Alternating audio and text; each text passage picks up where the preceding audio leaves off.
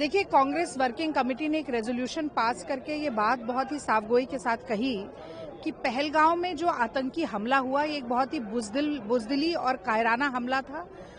जितने भारतीय नागरिक मासूम पर्यटक वहां शहीद हुए हैं उनके लिए श्रद्धांजलि देने का एक जरिया आज हमारा जो कैंडल मार्च है, न सिर्फ दिल्ली में एआईसीसी में बल्कि देश के कोने कोने में कांग्रेस पार्टी ने इस मार्च का आयोजन किया है।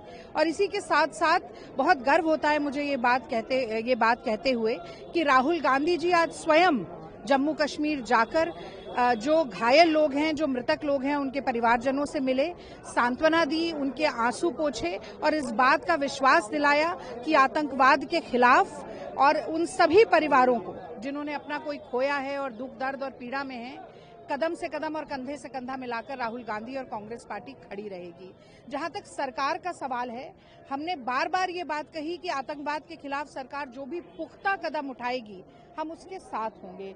लेकिन एक सवाल ये जरूर पूछना चाहिए कि अगर राहुल गांधी जम्मू कश्मीर जाते हैं तो नरेंद्र मोदी के लिए क्या बिहार का चुनाव आज भी प्राथमिकता है? जब भारत माता खून के आंसू रो रही है तो नरेंद्र मोदी जी हरी झंडी दिखा रहे हैं, चुनावी रैली को संबोधित कर रहे हैं। मुझे लगता है उससे पूरे देश की भावना आहत हुई है। और हमेशा एक रिएक्शन के मोड में जो भारत सरकार रहती है, कितनी बार चूक होगी और कितनी बार भारतीय नागरिकों की, सैनिकों की जान जाएगी, ये सवाल तो पूछना पड़ेगा।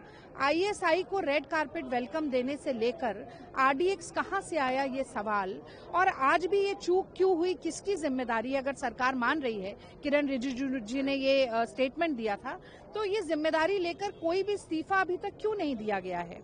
सिंधु वाटर ट्रीटी जो हमारी है वो बार बार हर उरी के हमले के बाद हमने कहा कि हम खत्म कर देंगे, फिर पहलगांव के हमले के बाद फिर वही बात हुई। तो मुझे ये लगता है इससे आगे बढ़कर क्या? और दूसरी बात, रिटेलिएशन में पाकिस्तान की इतनी हिम्मत हो जाती है कि वो एयर स्पेस बंद कर देता है। तो अब हम क्या करेंगे? हमारा क्या जवाब है? क्या हमने एंटीसिपेट किया था या नहीं किया था? ये लाल आंखें दिखाने की बातें जो होती हैं वो क्या केवल बातों तक ही रहेगी? क्या कूटनीति है? क्या मोदी सरकार की कूटनीति है? ये तमाम ऐसे सवाल हैं जो मुझे लगता है आज गूंज रहे हैं और इनके जवाब मिलना बहुत ज्यादा जरूरी हो गया है। आज कैंडल मार्च से आपको क्या कुछ संदेश है? देखिए, सबसे पहले तो श्रद्धांजलि।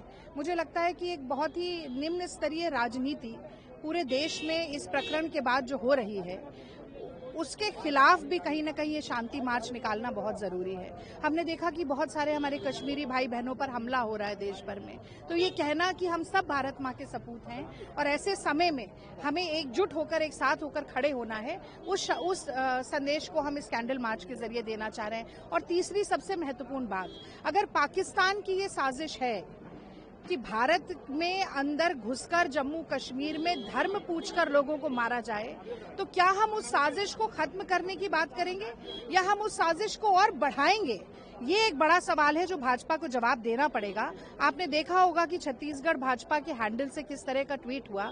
जब पूरा देश मातम मना रहा है तो वो लोग घिबली बना रहे हैं और कहीं ना कहीं सांप्रदायिक राजनीति को भुना रहे हैं। तो ऐसे में मुझे लगता है कि देश की कौमी एकता, देश की गंगा जमनी तहजीब, देश की अनेकता में एकता को हम संभाल कर रख सकें, वही आज भारत माँ के लिए सबसे बड़ी सेवा होगी।